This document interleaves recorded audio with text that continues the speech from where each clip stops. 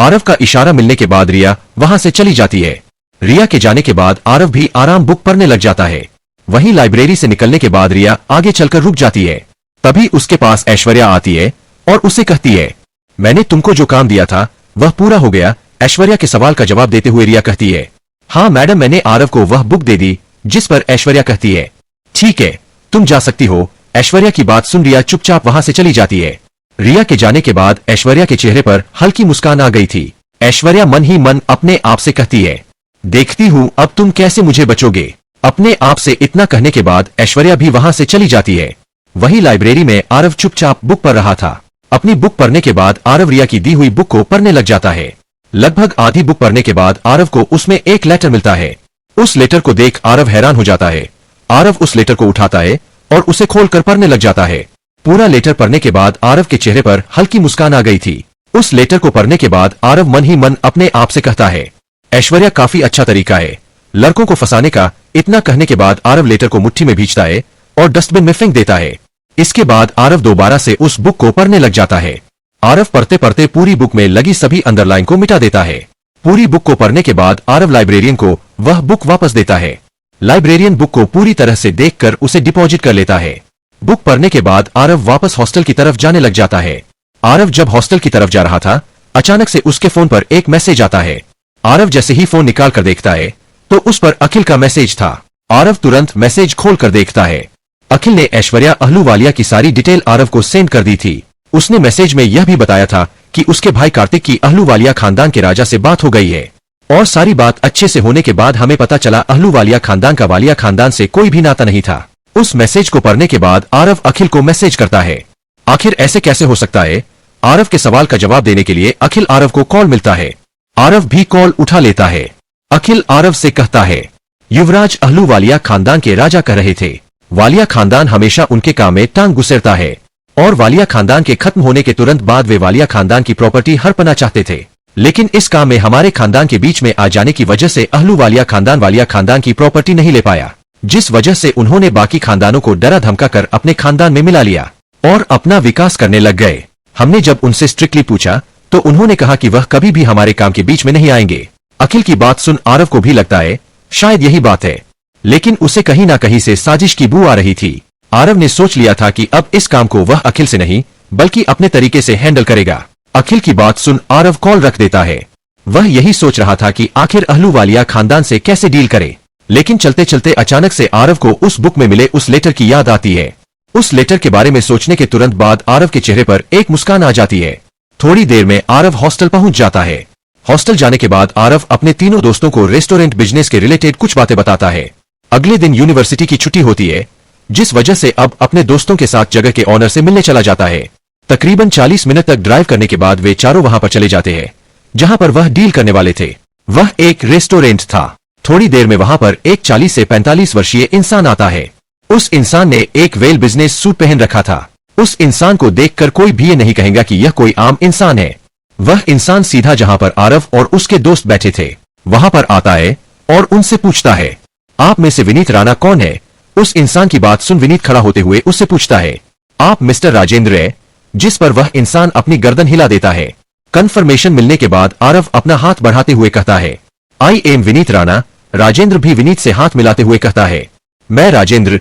फिर विनीत आपस में सभी को एक दूसरे से इंट्रोड्यूस कराता है। आरव भी उस इंसान से हाथ मिलाता है। जब आरव उसे इंसान से हाथ मिला रहा था तो आरव को उस इंसान में कुछ अजीब लग रहा था। उस इंसान को अच्छे से ऑब्जर्व करने के बाद आरव समझ गया था कि इस इंसान को एलर्जी है। राजेंद्र उनकी टेबल पर बैठते हुए विनीत की तरफ देखते हुए पूछता है, तो विनीत जी क्या आप मुझे बता सकते आप में से कौन उस जगह को खरीदना चाहता है।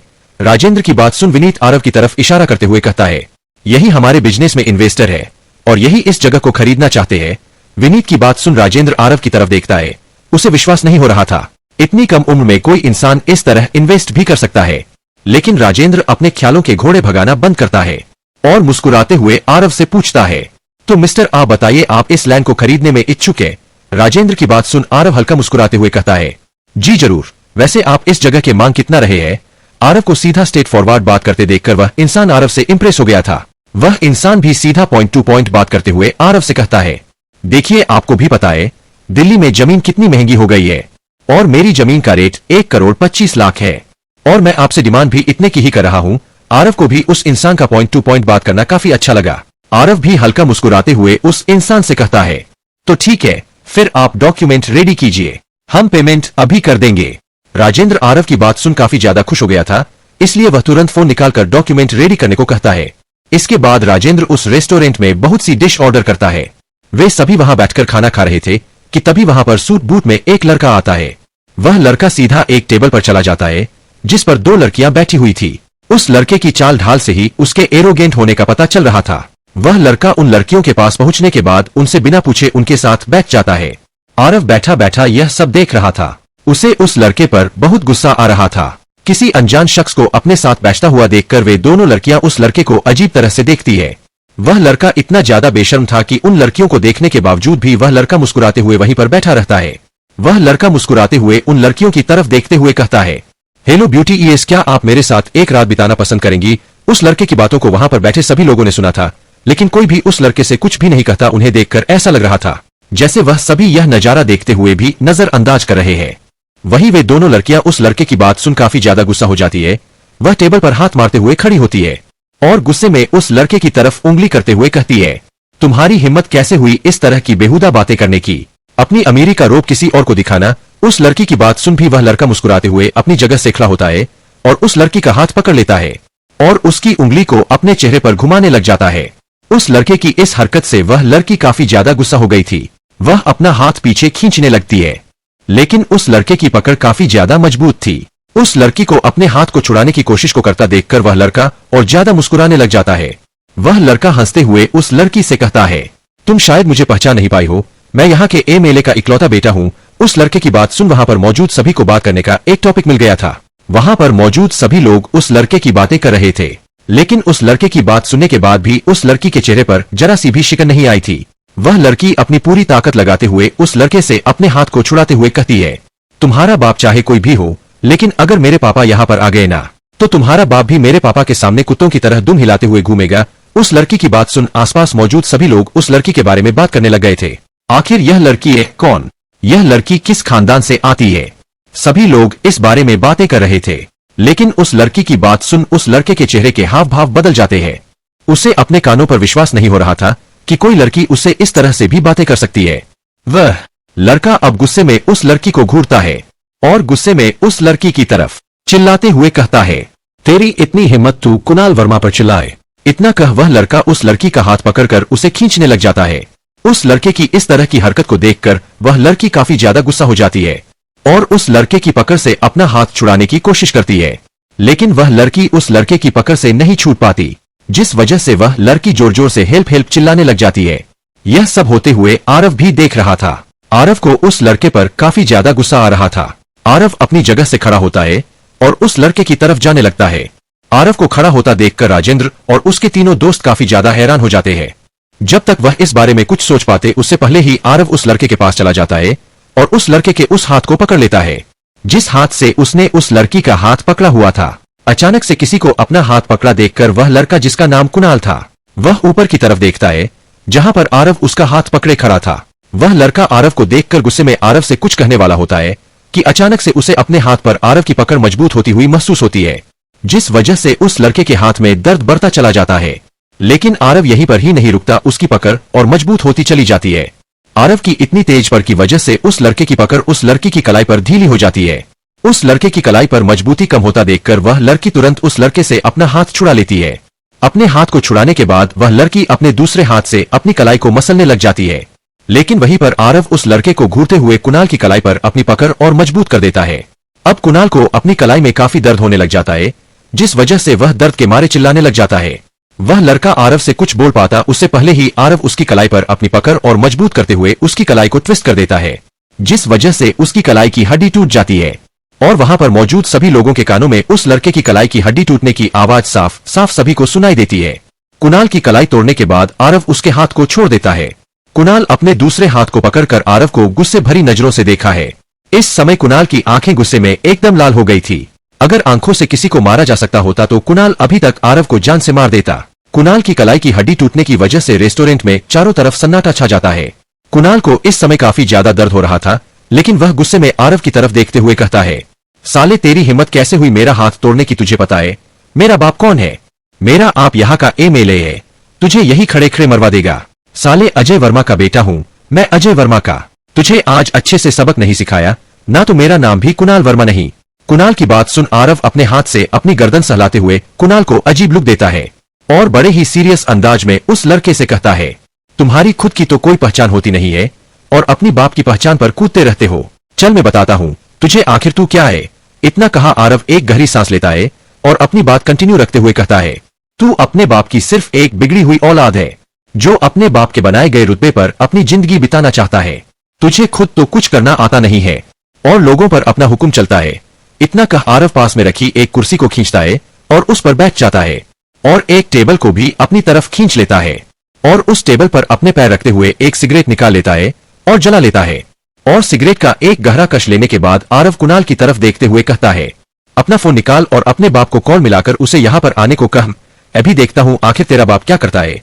आरव ने कुणाल को डायरेक्ट चैलेंज दे दिया था, जिस वजह से कुणाल का चेहरा गुस्से में एकदम लाल हो गया था। वह लड़की भी अब तक नॉर्मल हो गई थी, इसलिए वह लड़की खड़ी होती है और कुणाल की तरफ देखते हुए बड़े ही तीखे लहजे में कहती है, कुणाल कुणाल वर्मा तुम अपने पिता को बुलाओ।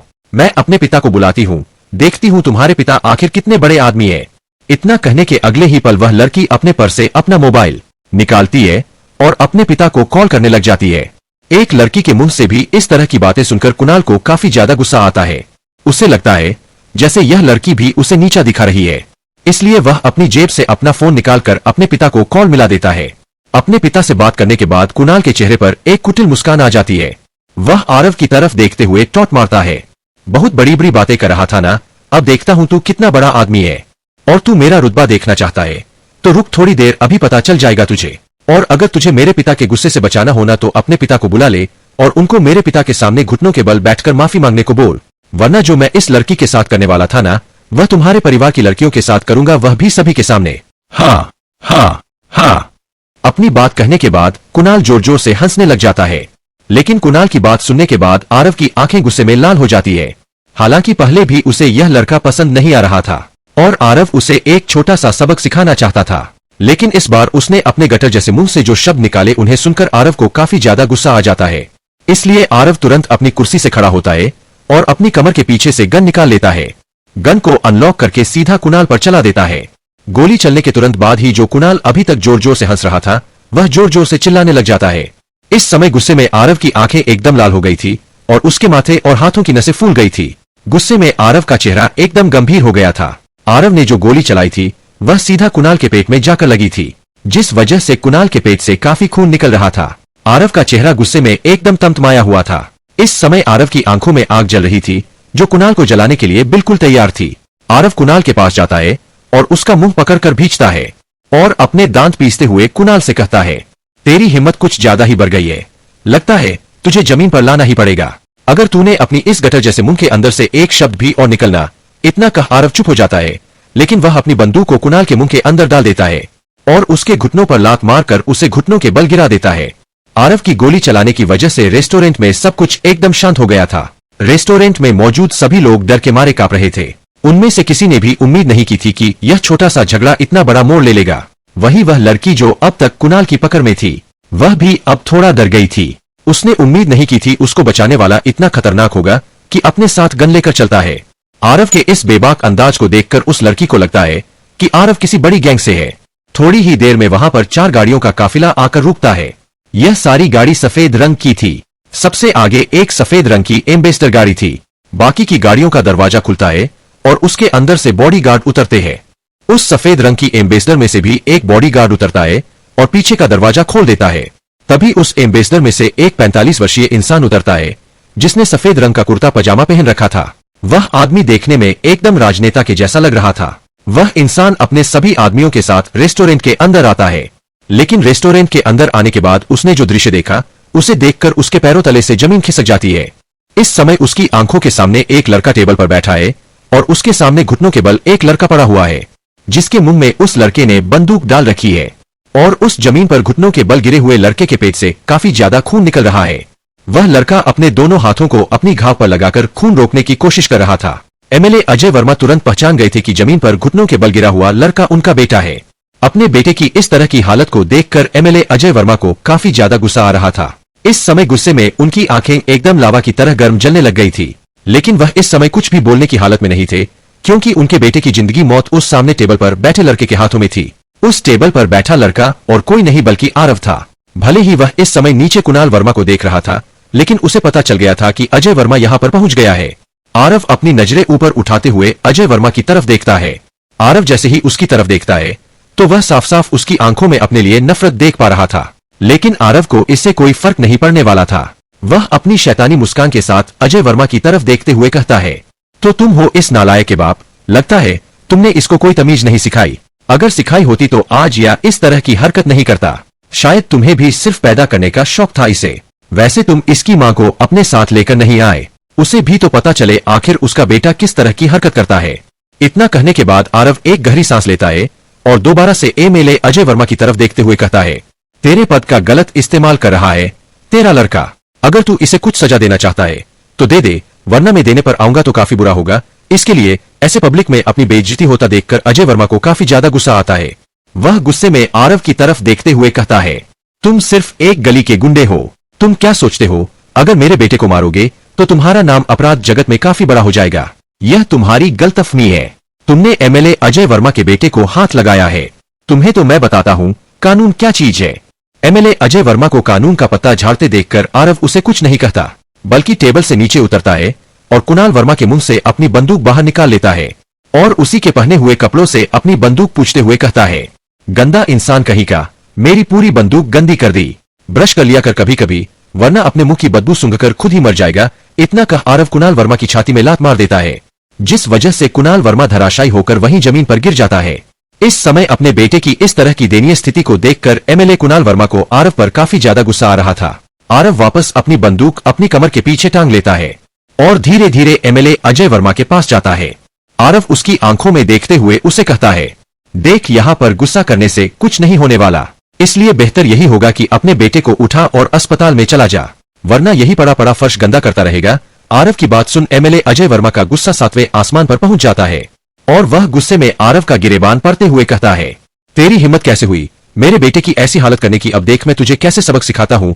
अचानक से एमएलए अजय वर्मा के द्वारा अपना गिरेबान पकड़े जाने की वजह से आरव के आंखों में भी गुस्से की ज्वाला धधकने लग जाती है। आरव भी अपने हाथ को झटकते हुए एमएलए अजय वर्मा का गिरेबान पकड़ लेता है और उसकी आंखों में देखते हुए गंभीर आवाज में उससे कहता है, कुछ ज्यादा ही हिम्मत नहीं हो गई तेरे जैसे छोटे मोटे पॉलिटिशियन की। तू कौन है, तुझे पता भी है क्या? बताओ तेरी असलियत। तू इस जनता का नौकर है, अपने आप को यहाँ का राजा मत समझ। हमारे जैसे लोगों के द्वारा ही वोट देने की वजह से तुम यहाँ पर हो, वरना कुत्ता भी नहीं पूछे तुमको। और तुम मुझे सबक सिखाने की बात करता है, तेरी इतनी औकात भी है। और क्या कर रहा था? मैं तेरे बेटे को मारकर अपराध जगत में अपना नाम बनाने की कोशिश कर रहा हूँ। बेटा जितने साल तुझे इस पॉलिटिक्स में आए हुए नहीं हुए हैं ना, उससे भी कई साल पहले मेरा नाम इस दिल्ली के अपराध जगत में मोस्ट वांटेड में था। कभी फुर्सत मिले ना अपने इस अब्बू के बारे में अपने बड़े मंत्रियों से पूछना डेविल क्या चीज था, वह तुझे फुर्सत में बताएंगे। इतना कहने के बाद आरव एमएलए अजय वर्मा को हल्का धक्का दे देता है, जिस वजह से एमएलए अजय वर्मा उड़ते हुए रेस्टोरेंट का कांच तोड़ते हुए बाहर रोड पर जाकर गिरते हैं। अजय वर्मा के रोड पर गिरने के अगले ही पल वहां पर एक लग्जरी गाड़ी आकर रुकती है। अचानक से किसी आदमी को रोड पर गिरता देखकर लग्जरी गाड़ी का ड्राइवर तुरंत ब्रेक लगता है। अचानक से ब्रेक लगने की वजह से पिछली सीट पर बैठा इंसान चौंक जाता है। वह तुरंत ड्राइवर की तरफ देखते हुए उससे पूछता है, ड्राइवर क्या हुआ? सर वह बाहर रोड पर अचानक से कोई गाड़ी के सामने आकर गिर गया। ड्राइवर की बात सुन वह पीछे बैठा इंसान भी अपनी गर्दन ऊपर करके बाहर रोड की तरफ देखता है। उसे भी बाहर रोड पर गाड़ी के सामने एक इंसान गिरा हुआ दिखाई देता है। एमएलए अजय वर्मा अचानक से गाड़ी के रुक जाने की वजह से खुश हो गए थे, वरना वह गाड़ी अगले ही पल उनके ऊपर से गुजर जाती और वह गुजर जाते हैं। अचानक से पीछे बैठे इंसान अपना दरवाजा खोलता है और नीचे उतरता है। जो इंसान अभी गाड़ी से नीचे उतरा था उसने एक श्री पीस बिजनेस सूट पहन रखा था। यह इंसान कोई छोटा मोटा बिजनेसमैन नहीं था, यह दिल्ली का जाना माना बिजनेसमैन आयुष मेहता था। इनकी गिनती भारत के टॉप बिलियनर्स में है। इनकी कंपनी मेहता कॉरपोरेशन भारत की टॉप 10 कंपनियों में से एक है। इनकी कंपनी का साल का टर्नओवर 20,000 करोड़ से ऊपर का था। आयुष मेहता एक बहुत ही बड़ी शख्सियत था, जिस वजह से बड़े बड़े पॉलिटिशियंस भी उनसे इज्जत से बातें करते थे। आयुष मेहता का कांटेक्ट गृह मंत्री से भी था। मेहता कॉरपोरेशन लगभग पूरे भारत में फैली हुई थी, जिस वजह से उनका दिल्ली के साथ साथ बहुत से स्टेट में अच्छा रुतबा था। बिजनेस वर्ल्ड में आयुष मेहता की काफी अच्छी पकड़ थी। आयुष मेहता अपनी गाड़ी से उतरकर अजय वर्मा को देखते हैं। अजय वर्मा अचानक से अपने सामने खड़ी इस शख्सियत को देखकर काफी ज्यादा हैरान था। अजय वर्मा काफी अच्छी तरीके से जानता था आयुष मेहता कौन था और क्या कर सकता था। अजय वर्मा तुरंत खड़ा होता है और आयुष मेहता की तरफ देखते हुए बड़े ही शालीनता से कहता है, अरे मेहता साहब आप। अचानक से इस इंसान के मुंह से अपने नाम को सुनकर आयुष मेहता काफी ज्यादा हैरान होते हैं, लेकिन आयुष मेहता बड़े ही धीमे लहजे में अजय वर्मा से पूछते हैं, तुम कौन हो? क्या हम पहले भी मिले हैं? आयुष मेहता की बात सुन अजय वर्मा नकली हंसी हंसते हुए कहता है, अरे नहीं नहीं मेहता साहब, हम आपस में कभी नहीं मिले। वह तो मैंने आपको एक बार मुख्यमंत्री की एक पार्टी में देख लिया था, तभी से आपका फैन बन गया था। आयुष मेहता कोई कच्चा खिलाड़ी नहीं था। वह भी समझ गया था कि जो इंसान मुख्यमंत्री की पार्टी में जा सकता है वह कोई छोटा मोटा आदमी तो होगा नहीं। इसलिए आयुष मेहता भी हल्का मुस्कुराते हुए अजय वर्मा से कहता है, ओह शायद मैंने आपको नहीं देखा था। अगर आप बुरा न माने तो क्या आप अपना परिचय दे सकते हैं? इतने बड़े आदमी को अपने बारे में जानने के इच्छुक होता देखकर अजय वर्मा काफी ज्यादा खुश हो गया था। वह तुरंत मुस्कुराते हुए अपना परिचय देते हैं, मैं इस एरिया का एमएलए हूँ, अजय वर्मा। अजय वर्मा की बात सुन आयुष मेहता थोड़े निराश होते हैं, लेकिन फिर भी वह मुस्कुराते हुए अजय वर्मा से कहते हैं, तो अच्छा आप यहाँ के एमएलए हैं। वैसे मुझे पूछना तो नहीं चाहिए, लेकिन क्या मुझे बता सकते हैं आप यहाँ पर रोड पर गिरे क्या कर रहे थे? आयुष मेहता के मुंह से यह बात सुनकर अजय वर्मा को याद आता है अभी थोड़ी देर पहले उसके साथ क्या हुआ था। वह तो आयुष मेहता को देखकर इतना ज्यादा खुश हो गया था कि अजय वर्मा अपने साथ बीती हुई सभी बातों को भूल गया था। लेकिन जैसे ही उसे याद आया कि उसके साथ क्या हुआ तो अचानक से उसकी आंखों में गुस्सा साफ साफ दिखाई दे रहा था। अजय वर्मा अपने दिमाग में सोचने लगे क्यों ना उस लड़के को सबक सिखाने के लिए आयुष मेहता को अपने साथ मिला लिया जाए। इसलिए अजय वर्मा आयुष मेहता से कहता है, वह क्या है ना मेहता साहब, एक क्रिमिनल है। उसने मेरे बेटे को काफी बुरी तरह से पीट डाला था और जब मैं उससे पूछा कि उसने मेरे बेटे को क्यों मारा तो उसने फिर बाद में मुझको भी मारना शुरू कर दिया, जिस वजह से अचानक से बाहर आकर गिर गया था। वैसे आप यहाँ पर क्या करने आए हैं? क्या आप अपने बिजनेस को यहाँ पर भी तो नहीं फैलाना चाहते हैं? आयुष मेहता अजय वर्मा को देखकर ही समझ गया था कि उसने उसको सारी बात सच सच नहीं बताई है, लेकिन आयुष मेहता को पता था कि अजय वर्मा की ना कहीं उसके काम आ सकता है। इसलिए आयुष मेहता अजय वर्मा से कहता है, वह क्या है ना, मैं मीटिंग में था तो अचानक से मेरे पास मेरी बेटी का कॉल आया और उसने बताया उससे कोई लड़का बदतमीजी कर रहा है, इसलिए मुझे जल्द से जल्द यहाँ आना पड़ा। आयुष मेहता की बात को सुनकर अजय वर्मा को लगता है शायद वह उस लड़के को सबक सिखाकर आयुष मेहता की गुड बुक्स में आ सकते हैं, और अगर ऐसा हो गया तो आयुष मेहता आगे चलकर उसके लिए बहुत काम आएंगे। वही आयुष मेहता और अजय वर्मा दोनों यही सोच रहे थे कि एक दूसरे वह कैसे फायदा उठा सकते हैं। अजय वर्मा बनावटी गुस्से के साथ आयुष मेहता की तरफ देखते हुए कहता है, आखिर ऐसा कौन इंसान हो गया जो मेहता साहब की बेटी के साथ बदतमीजी करने की कोशिश कर रहा है? मैं उसे जिंदा नहीं छोड़ूंगा। मेहता साहब आप चिंता मत कीजिए, मैं उस इंसान को कड़ी से कड़ी सजा दिलवा कर रहूंगा। मेहता साहब बस आप मुझे उस इंसान के बारे में बता दीजिए, आखिर ऐसा कौन हो गया जो मेरे इलाके में इस तरह की गलत हरकत कर रहा है?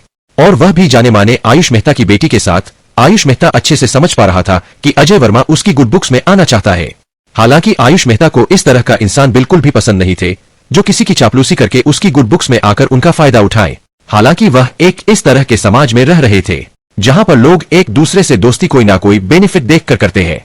आयुष मेहता को अजय वर्मा के बारे में सब पता था, हालांकि वह आज से पहले कभी भी अजय वर्मा से नहीं मिला था। आयुष मेहता यही सोच रहा था अगर वह आज अजय वर्मा की मदद कर देता है तो आगे चलकर उसके लिए भी फायदा हो सकता है। आयुष मेहता को पता था कि अजय वर्मा को इसकी सपोर्ट की जरूरत है। अगर उसे उसकी सपोर्ट मिल जाए तो वह आगे चलकर एक बड़ा नेता बन सकता है, और अगर वह बड़ा नेता बन गया तो आयुष मेहता के लिए वह बहुत से काम कर सकता था। आयुष मेहता को पता था कि इस तरह के बहुत से गैंगस्टर इन छोटे मोटे आदमियों को डराते धमकाते रहते थे। गैंगस्टर के इन पॉलिटिशियन को इस तरह से धमकाने से ही राजनीति में उनका दबदबा था। आयुष मेहता अब अजय वर्मा के फायदे उठाने के बारे में सोचता है। आयुष मेहता गंभीर आवाज में अजय वर्मा से पूछता है, अगर आप मेरी इतनी मदद करते हैं तो मैं भी आपकी थोड़ी सी मदद कर सकता हूँ। वैसे कौन सा गैंगस्टर है जिससे आपने पंगा ले लिया? आयुष मेहता की बात को सुनकर अजय वर्मा को कहीं ना कहीं शर्मिंदगी महसूस होती है, लेकिन वह इस नजरअंदाज करते हुए गुस्से में आयुष मेहता से कहता है, मेहता साहब मुझे नहीं पता आखिर वह इंसान कौन है, लेकिन उसका एटीट्यूड कुछ ऐसा है जैसे वह यहाँ का राजा हो। मुझे उसका नाम तो नहीं पता, लेकिन उसने मुझे अभी थोड़ी देर पहले कहा था कि उसके नाम से बड़े बड़े अधिकारी भी कांपते हैं। उसने मुझे यह बताया था कि वह इस अपराध जगत का जाना माना नाम है। शायद उसने अपना नाम मुझे कुछ डेविल, हाँ डेविल बताया था। अजय वर्मा को यह बात कहने में जरा सा भी जोर नहीं लगा था। उसने यह बात बड़ी ही शांति से कह दी थी, लेकिन डेविल का नाम सुनने के बाद आयुष मेहता के चेहरे का रंग उड़ जाता है। उसके चेहरे पर डर साफ साफ दिखाई दे रहा था। यह नाम कुछ ऐसा था जिसका सामना वह तो क्या उसका पिता भी नहीं कर सकता था। अगर उसका पिता भी आकर उस इंसान के सामने खड़ा हो जाए तो वह अपना मुंह तक भी नहीं खोल पाए। आयुष मेहता उसे नाम से अच्छी से परिचित था कि वह कितना बेरहम और अत्याचारी था। वह इंसान लोगों को मारने से पहले एक पल भी नहीं सोचता था। डेविल, यह नाम कोई नाम नहीं बल्कि एक ब्रांड था। डेविल को दिल्ली के अंडरवर्ल्ड का बेताज बादशाह कहा जाता था। इस नाम का खौफ दिल्ली में ही नहीं बल्कि इंटरनेशनली भी बहुत ज्यादा था। यह नाम एक ऐसा नाम था जिसे इंटरनेशनल माफिया तक भी खौफ खाते थे। डेविल को उसका यह नाम भी इंटरनेशनल गैंग का सफाया करते हुए मिला था। डेविल ने एक नहीं बल्कि बहुत सी इंटरनेशनल गैंग को जान से मार डाला था। एक बार तो इंटरनेशनल माफिया ने डेविल को करने के लिए ओपन अनाउंसमेंट भी कर दी थी, लेकिन उसका भी कोई फायदा नहीं हुआ, बल्कि इसी वजह से डेविल का डर और खौफ और ज्यादा बढ़ गया था। विदेशों में मौत के देवता को डेविल के नाम से पुकारते थे और आरव जिस तरह से अपनी बेरहमी चारों तरफ फैला रहा था, उसे देखकर लोगों ने उसे डेविल कहना शुरू कर दिया था। और आरव को भी यह नाम अच्छा लगा और इसलिए उसने अपना नाम डेविल रख लिया। और जब लोगों को यह पता चला कि डेविल इंडिया की ब्लैक कोबरा गैंग का सदस्य है, तब सभी लोगों ने मिलकर ब्लैक कोबरा गैंग का सफाया करने के बारे में सोचा था। लेकिन किसी ने भी नहीं सोचा था कि इतने सालों बाद यह इंसान दोबारा आएगा और अपनी बेरहमी चारों तरफ फैलाना शुरू कर देगा और सभी को अपने पैरों तले कुचलकर दोबारा से अपना वही खौफ कायम कर लेगा। मेहता परिवार एक बार डेविल से मिल चुका था, क्योंकि उसने डेविल को एक इंसान को करने का कॉन्ट्रैक्ट दिया था। अगर हमारी देसी भाषा में कहा जाए तो एक इंसान को मारने की सुपारी दी थी। और जब मेहता परिवार ने उस इंसान के मरने की वीडियो देखी तो इस दृश्य को देखकर मेहता परिवार को समझ में आ गया था, इस दुनिया में किसी को भी उकसा लिया जाए लेकिन डेविल को कभी भी नहीं उकसाना चाहिए। वह इंसान कितना बेरहम हो सकता है, इस बारे में उन्होंने देख लिया था। उन्होंने जिस इंसान को मारने का कॉन्ट्रैक्ट डेविल को दिया था, उस इंसान के पूरे शरीर पर कट लगे हुए थे और उस इंसान के शरीर के मुख्य अंगों में खंजर गोप रखे थे। फर्श पर खून ऐसे बह रहा था जैसे पानी बह रहा हो। तभी उस वीडियो में डेविल एंट्री लेट है, जिसने पूरा ब्लैक कलर का सूट पहन रखा था और उसके चेहरे पर एक काला कपड़ा बंधा हुआ था और उसकी आंखें एक अलग ही तरह से चमक रही थी। उसकी आंखों को देखकर ऐसा लग रहा था जैसे वह इस दुनिया का इंसान नहीं है।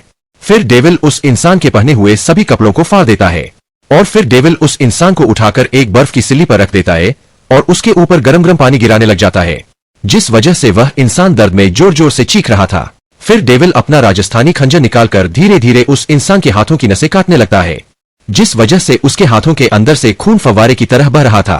फिर डेविल उसकी छाती को चीरकर उसके अंदर से उसके दिल को बाहर खींच लेता है। इस तरह की बेरहमी को देखकर मेहता खानदान की रूह कांप गई थी और बहुत से लोग तो सिर्फ वीडियो देखकर ही बेहोश हो गए थे। यह डेविल का यूनिक स्टाइल था। वह किसी भी गैंग को मारता तो उस गैंग के लीडर की छाती को चीरकर उसके दिल को निकाल लेता था। आरव की इसी बेहरमी को देखकर उसका खौफ बहुत बढ़ गया था और इसी कारण लोग उसे डेविल के नाम से जानते थे। उस वीडियो के दृश्य को याद करने भर से ही आयुष मेहता का पूरा शरीर कांपने लग गया था। उसने यह उम्मीद नहीं की थी कि इस एमएलए का बेटा इस तरह के खतरनाक इंसान को उकसा देगा। आयुष मेहता ने मन बना लिया था कि वह अजय वर्मा की जरा सी भी मदद नहीं करने वाला। वह अपने छोटे से फायदे के लिए इतना बड़ा रिस्क नहीं ले सकता था। अगर डेविल मेहता खानदान से नाराज हो गया तो वह उसके पूरे खानदान को मिटाने में सक्षम था। इस बारे में सोचकर आयुष मेहता तुरंत अजय वर्मा की तरफ देखते हुए कहता है, अजय जी देखिए, मैं सीधे सीधे बता रहा हूँ, मुझे नहीं पता था कि आपने डेविल को नाराज किया है। उस इंसान को ऑफेंड करने की ताकत तो मेरे अंदर भी नहीं है। बेहतर यही होगा कि आप उससे माफी मांग ले, वरना आपका पूरा खानदान जान से भी जा सकता है। मैं आपको एक राज की बात बताता हूँ, उस इंसान से पंगा लेने से पहले तो इंटरनेशनल माफिया भी 100 बार सोचेगा। आप सिर्फ इसी बात से अंदाजा लगा लीजिए कि वह इंसान ब्लैक कोबरा गैंग का यंग मास्टर है, तो आप सोच सकते हैं वह कितना ज्यादा पावरफुल होगा। आप तो क्या, मेरे जैसे लोग भी उसके सामने अपना मुंह खोलने की क्षमता नहीं रखते हैं। आयुष मेहता की बात को सुन अजय वर्मा काफी ज्यादा हैरान हो गया था। उसे विश्वास नहीं हो रहा था कि अभी थोड़ी देर पहले वह जिस इंसान के सामने खड़ा था वह इतनी खतरनाक हैसियत रखता होगा। अजय वर्मा अपना थूक निगलते हुए कहता है, क्या वह इंसान सच में ब्लैक कोबरा गैंग से है? अजय वर्मा की इस बात को सुन आयुष मेहता बड़े ही गंभीर आवाज में उसे कहता है, क्या आपको मेरी बात मजाक लग रही है? आयुष मेहता की इतनी गंभीर आवाज को सुन अजय वर्मा को विश्वास हो गया था कि आयुष मेहता उसे किसी भी तरह से कोई मजाक नहीं कर रहे हैं। अब अजय वर्मा को अपने बेटे की चिंता होने लगी थी, क्योंकि उसका बेटा अभी भी उस खतरनाक इंसान के पास ही है। अजय वर्मा ने मन बना लिया था कि वह उस इंसान के पैरों में गिरकर अपने बेटे की जान की भीख मांगने के लिए भी तैयार है, क्योंकि कुणाल वर्मा उनका इकलौता बेटा था। वह तुरंत उस रेस्टोरेंट की तरफ जाने लगते हैं जहां से अभी थोड़ी देर पहले वह बाहर आकर गिरे थे। अजय वर्मा को उसी रेस्टोरेंट में जाते देखकर जिस रेस्टोरेंट में से उनकी बेटी ने उनको कॉल किया था, वह काफी ज्यादा हैरान हो गए थे और अंदर ही अंदर अब उन्हें डर भी लग रहा था। अब उनके दिमाग में सबसे पहला ख्याल यही आता है कि उनकी बेटी के साथ बदतमीजी करने वाला इंसान कहीं डेविल तो नहीं। बस इस एक छोटे से विचार ने ही आयुष मेहता को अंदर तक हिला डाला था। आयुष मेहता अपने लंबे और तेज कदमों से तुरंत रेस्टोरेंट की तरफ जाने लगते हैं। वही रेस्टोरेंट के अंदर अब तक आरव ने अजय वर्मा के सभी बॉडीगार्ड को ठिकाने लगा दिया था। सभी बॉडीगार्ड जमीन पर पड़े कराह रहे थे। किसी का हाथ टूटा हुआ था तो किसी का पैर टूटा हुआ था। उन सभी को अच्छे से पीटने के बाद आरव अपने बाल सेट करते हुए अपनी टेबल पर जाकर बैठ जाता है। राजेंद्र आरव के इस तरह के एटीट्यूड को देखकर काफी ज्यादा इंप्रेस हो गया था। उसे विश्वास नहीं हो रहा था कि उसकी जमीन खरीदने वाला इंसान इतना ज्यादा ताकतवर होगा जो यहाँ के एमएलए तक को भी टक्कर देने के लायक होगा। वहीं वह लड़की आरव के इस तरह के रूप को देखकर उससे काफी ज्यादा इंप्रेस हो गई थी। लेकिन कहीं ना कहीं अब उसे आरव से डर लग रहा था। उस लड़की को नहीं पता था आखिर यह इंसान कौन है। लेकिन इस लड़की से विपरीत दूसरी लड़की आरव को देखकर ख्यालों में खो गई थी। उसके दिल और दिमाग में आरव ही छाया हुआ था। अपने टेबल पर बैठने के बाद आरव राजेंद्र की तरफ देखते हुए कहता है, क्या अपने डॉक्यूमेंट रेडी करवा लिए? आरव की बात सुन राजेंद्र हड़बड़ाते हुए कहता है, हाँ जी जरूर, अभी थोड़ी देर में मेरा वकील डॉक्यूमेंट लेकर आ रहा है। उसे इस तरह से हड़बड़ाता देखकर आरव मुस्कुराने लग जाता है और उसे आश्वासन देते हुए कहता है, आपको डरने की कोई जरूरत नहीं है। वह तो इस तरह के इंसानों को पता होना चाहिए कि लड़कियों की हमें इज्जत करनी चाहिए, फिर वह इंसान भले ही प्रधानमंत्री का बेटा क्यों ना हो। आरव ने इतना कहा ही था कि अगले ही पल बड़ी ही तेजी से अजय वर्मा रेस्टोरेंट के अंदर प्रवेश करता है। अंदर आने के बाद वह देखता है कि उसके सभी बॉडीगार्ड दर्द में कराह रहे हैं और उसका बेटा अभी भी वहीं पर गिरा हुआ है जहां पर वह पहले गिरा हुआ था। अजय वर्मा तुरंत अपनी नजरें घुमाते हुए आरव को ढूंढते हैं। तभी उनकी नजर आरव पर जाती है जो इस समय एक टेबल पर बैठा किसी से बातें कर रहा था। वह तुरंत भागते हुए आरव के पास जाते हैं और आरव के पैरों में गिर जाते हैं। वह आरव से अपने बेटे की जान की भीख मांगते हुए कहते हैं, सर मुझे माफ कर देना, मुझे बहुत बड़ी गलती होगी, मुझे नहीं पता था कि आप कौन है। प्लीज सर मेरे बेटे को कुछ मत करना। आरव अचानक से किसी के अपने पैरों में गिरने की वजह से चौंक गया था। लेकिन जब वह देखता है कि यह और कोई नहीं बल्कि अजय वर्मा है तो और वह हल्का मुस्कुराने लग जाता है। लेकिन आरव अपनी गंभीर आवाज में लेकिन बड़े ही धीमे में स्वर में अजय वर्मा से कहता है, अजय वर्मा मुझे लगता है तुमने अपने बेटे को संस्कार नहीं सिखाए। वह खुले आम किसी की बहन बेटी को छेड़ रहा था और मैं यह बर्दाश्त नहीं कर सकता। मुझे लगता है तुमने किसी न किसी से तो मेरे बारे में पूछा है, वरना तुम्हारे अंदर यह 360 डिग्री का परिवर्तन नहीं आता। खैर मुझे उससे कोई मतलब नहीं, अपने बेटे को अच्छे संस्कार दे दे। अगर मुझे वह अगली बार ऐसी हरकत करता हुआ दिखाई दे गया तो मुझे भी पता नहीं मैं उसके कितने टुकड़े कर दूंगा। और मेरे बारे में बताने वाले ने तुझे अच्छे से बता दिया होगा कि मैं कौन हूँ, इसलिए बेहतरीन यही होगा जल्दी से अपने बेटे को उठा और यहाँ से निकाल। अगर मेरे 3 गिनने के बाद भी तू मुझे यहाँ दिखा ना तो तेरे बेटे के सिर में अपनी बंदूक की सारी गोली डाल दूंगा। 1 2। आरव 3 बोलता उससे पहले ही रेस्टोरेंट में एक और इंसान की एंट्री होती है। उसको देखकर आसपास मौजूद सभी लोग दंग रह गए थे। उन्हें विश्वास नहीं हो रहा था इस समय उनकी आंखों के सामने इतना बड़ा आदमी खड़ा होगा। यह और कोई नहीं बल्कि आयुष मेहता था। रेस्टोरेंट के अंदर आने के तुरंत बाद आयुष मेहता की नजरें अपनी बेटी को ढूंढने लग जाती है। अचानक से रेस्टोरेंट में अपने पापा को देखकर वह लड़की जिससे कुणाल वर्मा बदतमीजी कर रहा था, वह लड़की तुरंत दौड़कर उनके पास जाती है और उनके गले लग जाती है।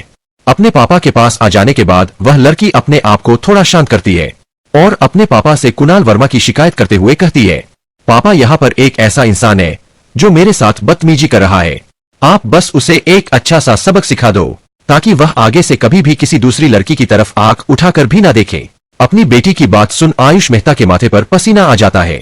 उन्हें अभी भी यही लग रहा था कि उनकी बेटी के साथ बदतमीजी करने वाला डेविल है, इसलिए वह तुरंत अपनी बेटी के सर को सहलाते हुए पूछता है, बेटा आखिर वह इंसान है कौन जिसने तुम्हारे साथ बदतमीजी करने की कोशिश की? आयुष मेहता ने अपने आप को काफी शांत रखा था लेकिन फिर भी उनकी आवाज में थोड़ी घबराहट थी। हालांकि उनकी बेटी कनक मेहता अपने पिता की आवाज में मौजूद घबराहट को नहीं पहचान पाई। इस लड़की का नाम कनक मेहता था। कनक मेहता तुरंत कुणाल वर्मा की तरफ देखते हुए कहती है, पापा यह है वह लड़का जो मेरे साथ बदतमीजी करने की कोशिश कर रहा था। उसने कुणाल वर्मा की तरफ अपने फिंगर पॉइंट की हुई थी। आयुष मेहता जैसे ही उस तरफ देखते हैं जहां पर कुणाल मेहता जमीन पर गिरा हुआ था, उसे देखकर आयुष मेहता की आंखें हैरानी में बड़ी हो जाती है। आयुष मेहता अपने मन में सोच रहे थे, क्या यह डेविल है जो इतनी बुरी तरह से पीटा हुआ है? वह इस बारे में सोच रहे थे लेकिन उनकी बेटी उन्हें उनके ख्यालों से बाहर लाते हुए कहती है, पापा उन्होंने मुझे इस दरिंदे से बचाया, वरना आपकी बेटी आपको कॉल भी नहीं कर पाती। इतना कहने के बाद उसने आरव की तरफ इशारा कर दिया था, लेकिन आरव की तरफ इशारा करते वक्त वह थोड़ा डरी हुई थी, जिस वजह से कनक मेहता का हाथ थोड़ा कांप रहा था। आयुष मेहता भी अपनी बेटी को इस तरह से डरता देखकर काफी ज्यादा हैरान हो गए थे। लेकिन तभी उनकी नजर आरव के पैरों में गिरे अजय वर्मा पर जाती है। अजय वर्मा को आरव से माफी मांगते हुए देखकर आयुष मेहता इतना तो समझ गए थे कि यह वही इंसान है जिससे अजय वर्मा ने पंगा लिया है। आयुष मेहता आरव के बैठे पोस्चर को देखकर काफी ज्यादा हैरान हो गए थे, क्योंकि जिस तरह से आरव बैठा हुआ था उस तरह से सम्राट अशोक बैठते थे। आयुष मेहता भी ताकत के मामले में कोई छोटे मोटे योद्धा नहीं थे, इसलिए वह आरव के शरीर से निकलने वाली आभा से प्रेशर महसूस कर पा रहे थे। वह समझ गए थे कि यह इंसान डेविल है। आरव भी अपनी गिनती बंद करके आयुष मेहता और कनक मेहता को देखे जा रहा था। अब आयुष मेहता को देखकर ही पहचान गया था कि आयुष मेहता कोई छोटा मोटा इंसान नहीं है, वह जरूर किसी पावरफुल बैकग्राउंड से आता होगा। आरव उनके सूट को देखकर पहचान गया था। आयुष मेहता ने जो सूट पहना हुआ था वह लाखों में था। अपनी बेटी के मुंह से यह बात सुनकर डेविल ने उनकी बेटी की इज्जत बचाई है, तो वह काफी ज्यादा हैरान हो गए थे। हालांकि आयुष मेहता समझ गए थे कि सामने वाला इंसान कौन है, लेकिन फिर भी वह उनका थैंक यू तो करना चाहता था। इसलिए आयुष मेहता आरव के पास जाते हैं और अपनी हल्की हकलाती आवाज में धीमे से कहते हैं, मेरी बेटी की इज्जत बचाने के लिए आपका बहुत बहुत शुक्रिया। हालांकि मेरी इतनी हैसियत तो नहीं है, लेकिन फिर भी आपको कभी भी मेरी जरूरत पड़े तो आप मुझे कह सकते हैं। मैं मेहता कॉर्पोरेशन का सीईओ आयुष मेहता हूं। अचानक से आयुष मेहता के मुंह से मेहता कॉर्पोरेशन का नाम सुनकर आरव की आंखें बड़ी हो जाती है। वह हैरानी से आयुष मेहता की तरफ देख रहा था। आरव अजय वर्मा को बिल्कुल नजरअंदाज कर देता है और आयुष मेहता की तरफ देखते हुए उसे कहता है, तुम आयुष मेहता हो? आरव के इस सवाल पर आयुष मेहता सिर्फ अपनी गर्दन हिला देता है। इसके बाद आरव आयुष मेहता से कहता है, दयाचंद मेहता अब ठीक तो है ना, या फिर दोबारा कोई उन्हें परेशान कर रहा है? आरव के मुंह से अपने पिता के बारे में सुनकर आयुष मेहता को पूरा विश्वास हो जाता है कि यह डेविल ही है। लेकिन वही कनक मेहता अपने दादा का नाम सुनकर काफी ज्यादा हैरान हो जाती है। उसे अपने कानों पर विश्वास नहीं हो रहा था कि कोई गैंगस्टर उनके दादा का नाम इस तरह से लेगा, जैसे वह उसका पुराना दोस्त हो। आयुष मेहता से कुछ और सवाल पूछने के बाद और आयुष मेहता को सब बता देता है जो अभी थोड़ी देर पहले यहाँ पर हुआ था। सच जानने के बाद आयुष मेहता गुस्से में अजय वर्मा की तरफ घूरता है। आयुष मेहता आरव से सारी बातें खड़े खड़े ही कर रहा था। उसकी इतनी औकात नहीं थी कि वह आरव के सामने बैठ सके। वही इतने बड़े आदमी को आरव के सामने सिर्फ खड़ा देखकर राजेंद्र भी अपनी जगह से खड़ा हो गया था। वह इतना पावरफुल नहीं था कि वह आयुष मेहता के सामने बैठ सके, लेकिन राजेंद्र को अब कहीं ना कहीं विश्वास हो गया था कि सामने वाला कोई छोटा मोटा आदमी नहीं है।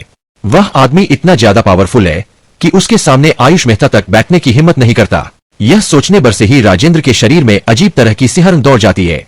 आयुष मेहता अपनी बेटी को अपने पास बुलाते हुए आरव से कहता है, यह मेरी बेटी कनक मेहता है। आयुष मेहता की बात सुन आरव हल्का मुस्कुराते हुए आयुष मेहता से कहता है, ओह, तो यह आपकी बेटी थी। अगर मुझे पहले पता होता तो मैं पहले ही एक्शन ले लेता। वैसे भी आपके पिता तो मेरे टीचर के काफी अच्छे दोस्त हैं, इसलिए आपको इतना फॉर्मल होने की कोई जरूरत नहीं है। आप बैठिए। वह तो शुक्र है आपने मुझे अभी बता दिया यह आपकी बेटी है, वरना मैं तो अभी कुणाल वर्मा को ऐसे ही जाने देता। अचानक से आरव के मुंह से अपने बेटे का जिक्र सुनकर अजय वर्मा के पैरों तले जमीन खिसक जाती है। उसका पूरा शरीर कांपने लग जाता है। वह तुरंत आरव के पैरों को पकड़ते हुए कहता है, सर प्लीज मुझे और मेरे बेटे को यहाँ से जाने दो। मैं वादा करता हूँ आगे से कभी भी ऐसा नहीं होगा। मैं कसम खाता हूँ कि मेरा बेटा आगे से कभी भी इस तरह की हरकत नहीं करेगा।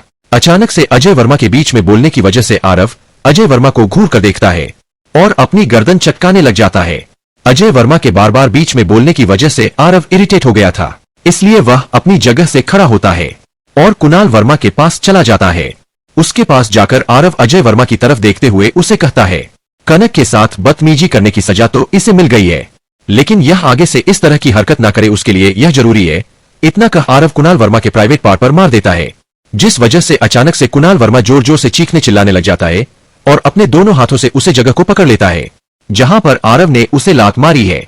कनक अपने सामने इस तरह की बेरहमी को देखकर आरव से और ज्यादा डरने लग गई थी।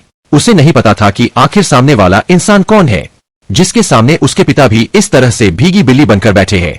रेस्टोरेंट में भी इस दृश्य को देखकर बहुत से लोग काफी ज्यादा डर गए थे।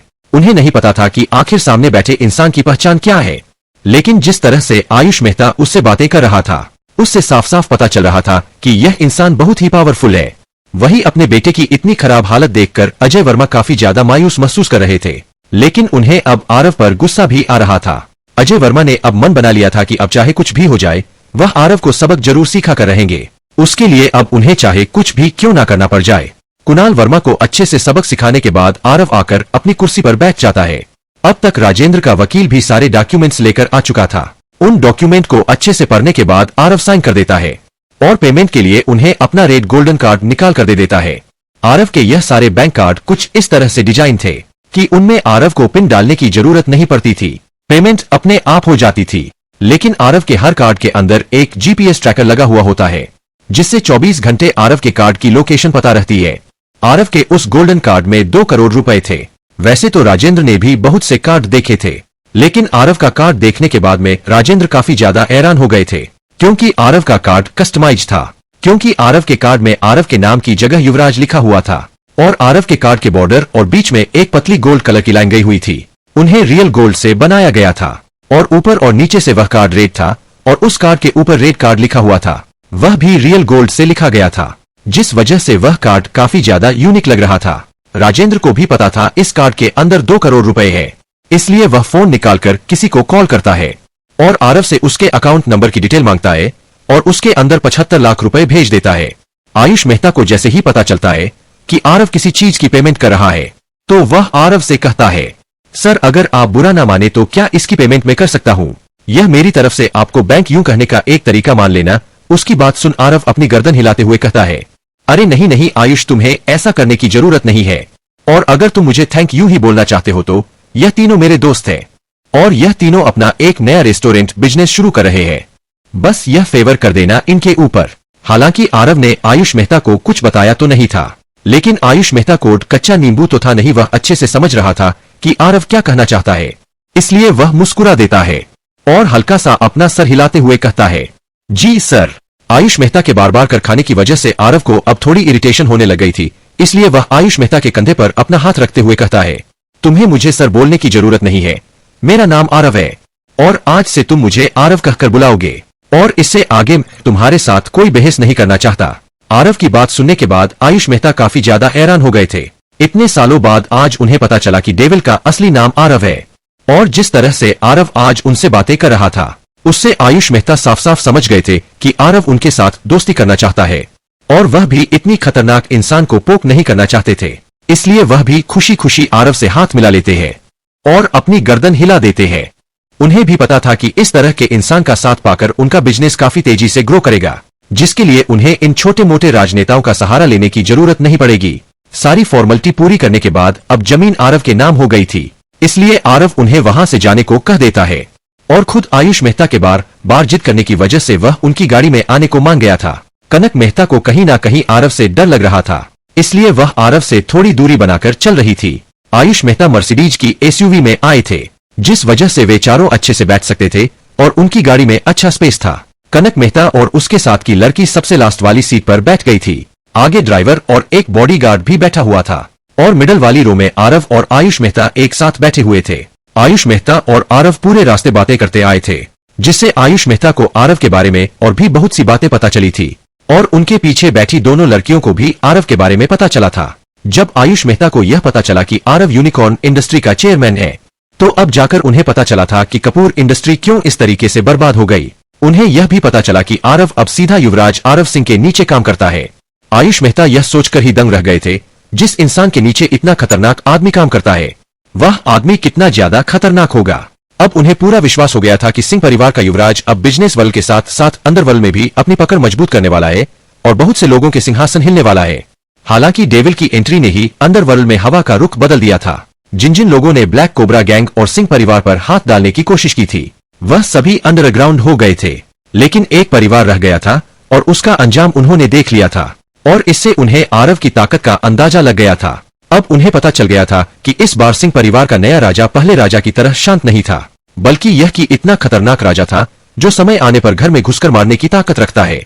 कनक मेहता समझ गई थी, जो इंसान सीधा युवराज आरव सिंह के नीचे काम करता है, वह कितना ज्यादा खतरनाक होगा।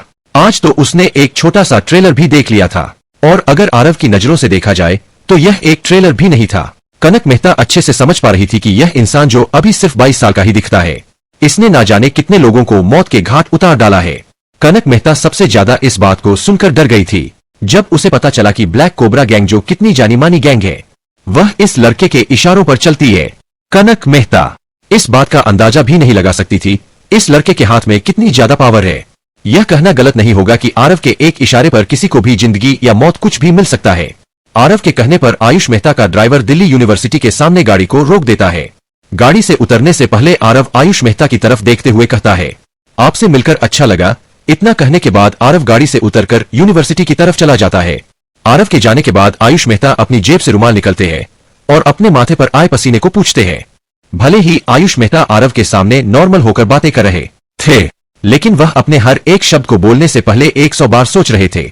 उन्हें इस बात का डर था कि कहीं किसी बात को सुनकर आरव को गुस्सा ना आ जाए और वह यही गाड़ी में बैठे बैठे उनके गेम ना बजा दे। आरव के जाने के बाद कनक मेहता अपने पिता की तरफ देखते हुए उससे पूछती है, पापा क्या आप मुझे उस इंसान के बारे में बता सकती है? आखिर वह इंसान था कौन जिससे आप भी इतना डर रहे थे? अपनी बेटी की बात सुनने के बाद आयुष मेहता एक गहरी सांस लेते हैं और कनक मेहता की तरफ देखते हुए उससे कहते हैं, बेटा तुम्हें हमारी बात सुनकर यह तो पता चल गया होगा कि यह लड़का ब्लैक कोबरा गैंग का लीडर है। मतलब यह कोई अच्छा आदमी तो होगा नहीं। अपने पिता की बात सुनने के बाद कनक मेहता उन्हें कहती है, हाँ पापा मुझे यह तो पता चल गया है कि यह लड़का कोई गैंगस्टर है। अपनी बेटी की बात सुनने के बाद आयुष मेहता उसकी तरफ देखते हुए बड़ी ही गंभीर आवाज में उसे बताते हैं, वह कोई गैंगस्टर नहीं है, वह माफिया है। गैंगस्टर होते हैं अपने एरिया को कंट्रोल करने वाले। उसे एरिया में उस इंसान से बड़ा गुंडा कोई नहीं हो सकता, लेकिन माफिया वह इंसान होता है जो इन सभी गैंगस्टर को अपने कंट्रोल में रखता है।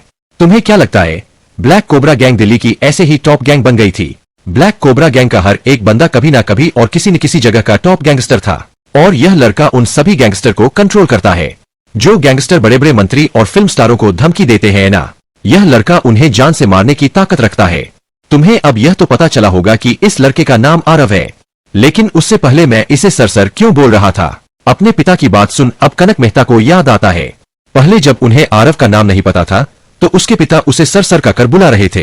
इसी बात को सोचकर ही कनक मेहता आयुष मेहता की तरफ सवालिया नजरों से देखने लग जाती है। आयुष मेहता अच्छे से समझ पा रहे थे कनक मेहता क्या सोच रही है, इसलिए आयुष मेहता कनक मेहता के सवाल का जवाब देते हुए कहते हैं, उसका नाम कोई ऐसा वैसा नाम नहीं है जिसको पब्लिक में लिया जा सके। अगर उसका नाम पब्लिक में बोला जाए तो चारों तरफ खौफ का मंजर बन जाता है। वह इंसान और कोई नहीं बल्कि डेविल है। डेविल का नाम लेने से पहले आयुष मेहता ने एक लंबी गहरी सांस ली थी और बस आयुष मेहता के इतना कहने की ही देरी थी और कनक मेहता और उसके साथ वाली लड़की के पूरे शरीर में सिहरन दौड़ जाती है। वही आगे बैठा बॉडीगार्ड भी इस नाम को सुनकर डर गया था और ड्राइवर तो इस नाम को सुनकर ही गाड़ी को डिसबैलेंस कर देता है। उन्हें तब तक यही लग रहा था कि आयुष मेहता के साथ कोई ऐसा वैसा इंसान बैठा होगा जिसने उनकी मैडम की रक्षा की है, लेकिन उन्हें क्या पता था कि इससे थोड़ी देर पहले उनके साथ अंडरवर्ल्ड की इतनी खतरनाक शख्सियत बैठी होगी जिसका नाम सुनकर ही इंटरनेशनल माफिया तक कांप जाते हैं। आखिर अब अजय वर्मा ऐसी क्या चलने वाला है जिससे वह अपने बेटे का बदला ले सके? वही आरव यूनिवर्सिटी में जाने के बाद अपने हॉस्टल की तरफ जा रहा था, लेकिन हॉस्टल की तरफ जाते वक्त आरव के दिमाग में सिर्फ यही बात चल रही थी, क्यों ना वह अपनी इस डेविल की पहचान को अपनी नई पहचान के साथ जोड़ दे, जिस वजह से उसे अपनी युवराज वाली पहचान को ज्यादा उजागर नहीं करना पड़ेगा। काफी देर तक इस बारे में सोचने के बाद उसे यह बात सही लगती है। आरव ने जैसे ही यह सोचा कि वह अपनी डेविल वाली पहचान को इस्तेमाल करेगा तो उसके शरीर में अचानक से सनसनी दौड़ जाती है। उसे अपने शरीर में बदलाव महसूस होने शुरू हो जाते हैं। उसे अपने शरीर के अंदर ऐसा महसूस होता है जैसे एक अलग ही शक्ति उसके शरीर के अंदर आ गई है और वह उसके शरीर से बाहर निकालने की कोशिश कर रही है। अपने शरीर में इस तरह की हलचल को महसूस कर आरव की सांसें भारी होने लग जाती है। उसे अपनी आंखों के सामने सब कुछ धुंधला धुंधला दिखने लग जाता है। आरव का शरीर एक ही जगह पर अकड़ चुका था। उसे अपने दिमाग में ऐसा महसूस हो रहा था जैसे कोई इंसान उसके दिमाग पर हथौड़े मार रहा है। अगले ही पल आरव का खून उबलने लग जाता है और उसके मुंह से हल्का सा खून बाहर निकल जाता है। आरव को नहीं पता था कि यह उसके साथ क्या हो रहा है। तकरीबन 10 मिनट के बाद आरव की सांसें नॉर्मल हो जाती है और अब उसे अपने शरीर के अंदर कुछ भी महसूस नहीं हो रहा था। वह अब एकदम नॉर्मल हो चुका था।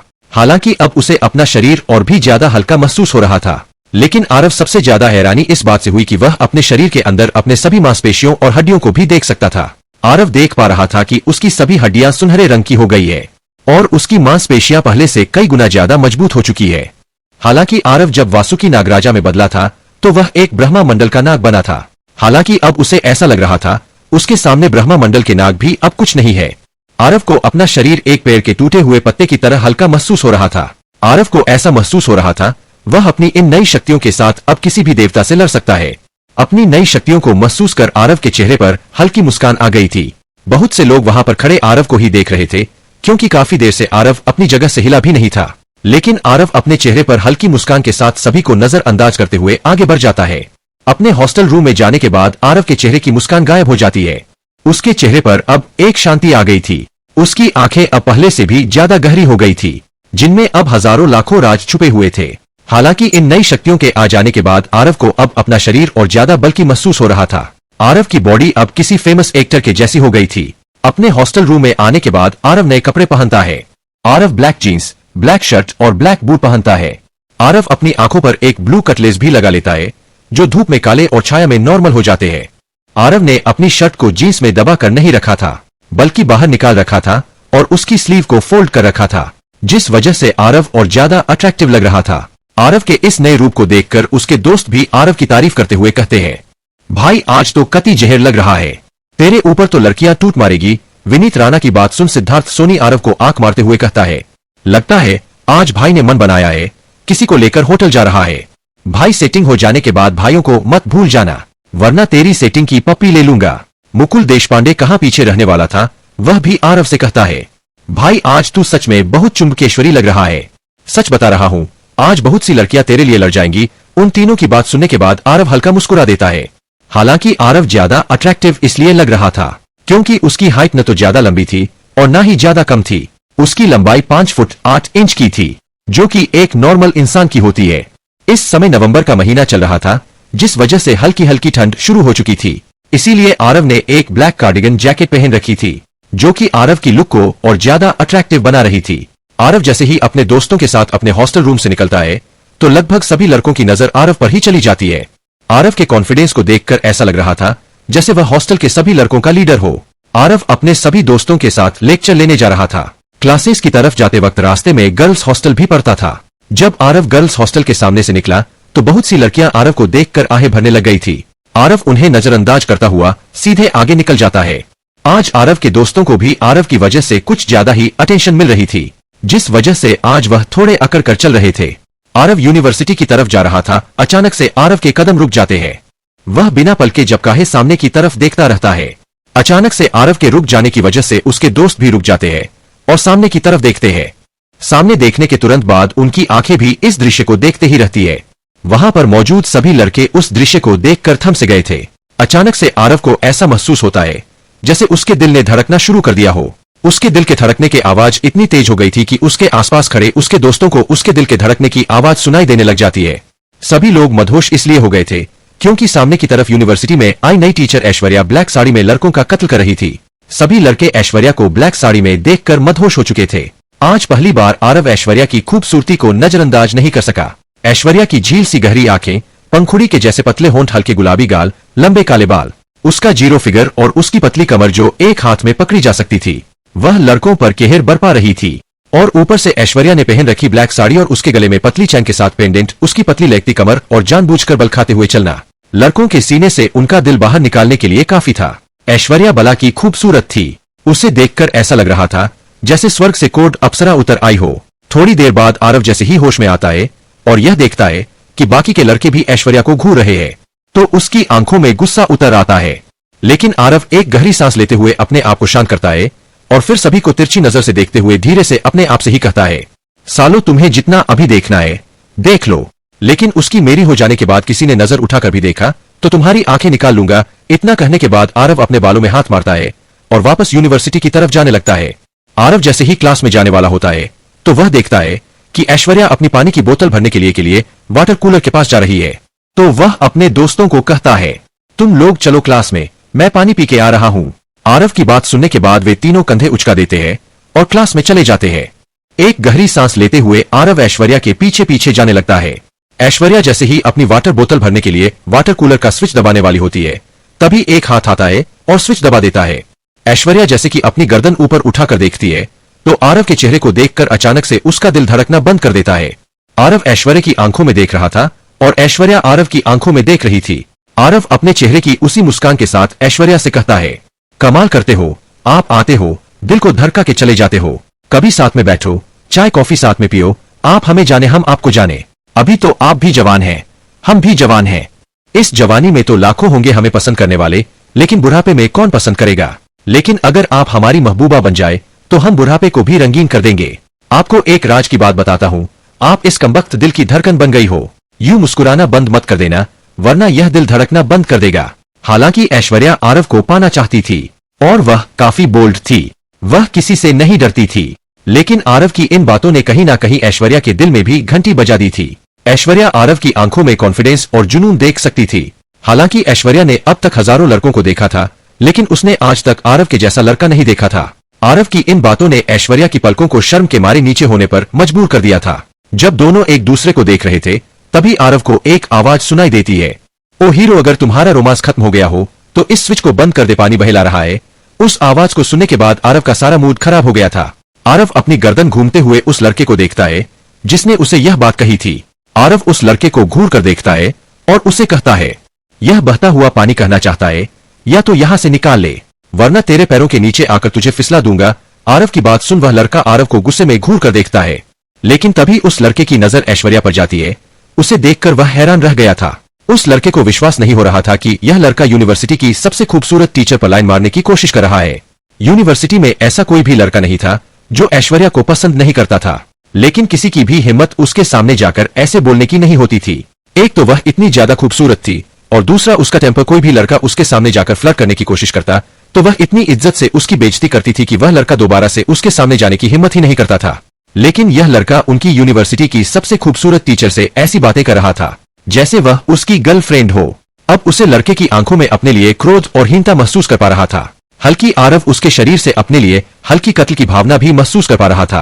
अपनी शक्तियों में वृद्धि होने के बाद जतिन हर तरह की भावना को महसूस कर सकता था। लेकिन आरव उस लड़के की तरफ देखते हुए उसे कहता है, मुझे ज्यादा दूर मत जा, क्लास अटेंड कर ले, इधर कुछ इंपॉर्टेंट बातें हो रही है। हालांकि उस लड़के से शरीर से अपने लिए कत्ल की भावना को महसूस करने के बाद आरव को उस लड़के को जान से मारने का मन कर रहा था। लेकिन आरव ऐश्वर्या के सामने अपने आप को कंट्रोल कर रहा था। वह नहीं चाहता था कि वह ऐश्वर्या के सामने कोई मारधाड़ करे। लेकिन आरव की बात सुनने के बाद उस लड़के को आरव पर और ज्यादा गुस्सा आने लग गया था। वह लड़का गुस्से में अपने मुक्के से आरव पर हमला कर देता है। उस लड़के को हमला करते देखकर अब तो आरव का भी सब्र का बांध टूट गया था। आरव ऐश्वर्या का हाथ पकड़ता है और उसे अपने पीछे कर लेता है और उस लड़के के मुक्के को पकड़कर उसके हाथ को ट्विस्ट कर देता है, जिस वजह से उस लड़के की हाथ की हड्डी टूटने की आवाज सुनाई देती है। उस लड़के की हाथ की हड्डी तोड़ने के बाद आरव उस लड़के से उसी शांति के साथ कहता है, मैंने तुम्हें पहले भी बड़ी शांति के साथ कहा था, जाओ ना यहाँ से अपनी क्लास अटेंड करो। लेकिन तुम्हें तो अपनी मर्दानी दिखाकर लड़की को इम्प्रेस करना था। अब लड़की को इम्प्रेस करने के चक्कर में अपना हाथ तुड़वा लिया ना। इतना कहने के बाद आरव घूमता है और ऐश्वर्या को अपनी जुनूनी आंखों से देखते हुए बड़े ही प्यार से कहता है, मैंने बहुत कोशिश की थी तुम्हारे सामने किसी पर भी हाथ ना उठाओ, पर यह कमबख्त पता नहीं कहां से बीच में आ गया।